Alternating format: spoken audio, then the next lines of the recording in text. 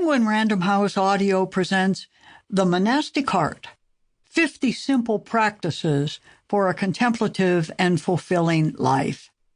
This is the author, Joan Chittister. Introduction. I have written this book at a time when the country and the world have just witnessed the frailty of contemporary society and at the same time the endurance of the human spirit. Shaken off of our social foundations by a global calamity, an invisible virus we could not see coming, we each found ourselves at the end of certainty and the beginning of faith. Where do we go now as individuals to find our way out of the shadows and toward a new light? The challenge is to determine what is being asked of the human spirit when the pressures of the times seem insoluble and our inherent energy begins to fray. What internal resources can we rely on then if we are ever to become the fullness of ourselves again? It's time to remember what it means to go on when going on is all we can do. It's time to discover what it takes to nourish the vein of tenacity that change requires as it reshapes the systems around us and to face having to cultivate a future we did not seek or imagine. In every beating heart is a silent undercurrent that calls each of us to the more of ourselves. Like a magnet, it draws a person to a place unknown, to the vision of a wiser life, to the desire to become what I feel I must be but cannot name. The truth is that this deeper part of everyone does not simply develop in us like wild grass. It needs to be cultivated, to be cherished, to be sustained. Clearly, the satisfactions of social success or unassailable security, or even the trappings of control, are not the acme of the good life. Those things vanish like the horizon on a misty day. Once so surely there, now just as surely gone. It is the spiritual part, the elusive part of the human enterprise, that brings peace in the midst of turmoil, that does not strive to avoid the world, but only to live in it well. Sometime or other in every life comes the raw awareness that to live in a world ever clamoring, seldom settled, always in flux, it's only the depth of the spiritual well in us that can save us from the fear of our own frailty. And yet, ironically enough, the very challenges that wear us down, the very winds that threaten our stability of soul, are also exactly what, by our confronting them, by our besting them, prepare us spiritually to face a muddled life with equanimity, with fortitude, with hope. But where can we start to become what we know down deep ourselves to be? Spiritual seekers in search of a way through a serious period, an astounding eruption of normalcy in our lives.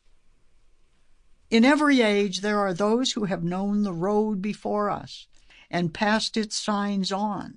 It is that kind of wisdom, sunk in bedrock and tested by the centuries, that we ourselves now need to discover.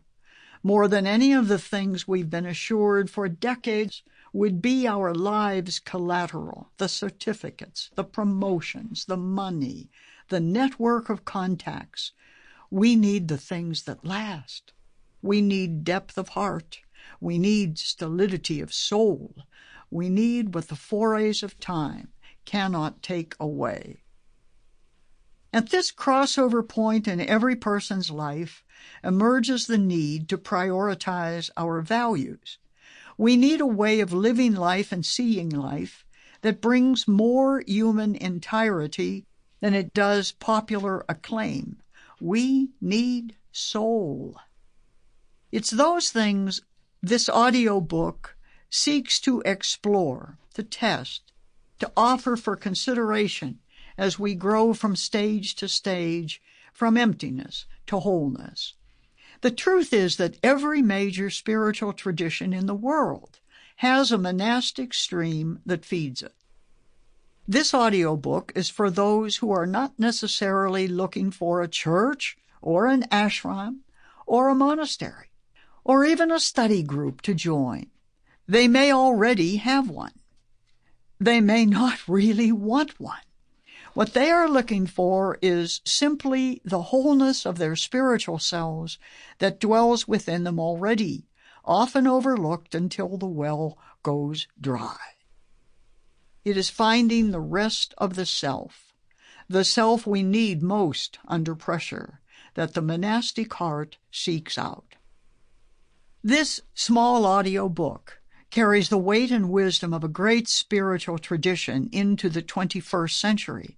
The Western tradition of monasticism has served all forms of the spiritual life, both individual and communal, across all cultures and all eras. It is a tradition that serves the seeker who desires a vibrant spiritual life, but does not want to become the keeper of a system. To invoke the insights of so revered a tradition invites the reader to understand the past, yes, but not to stay there.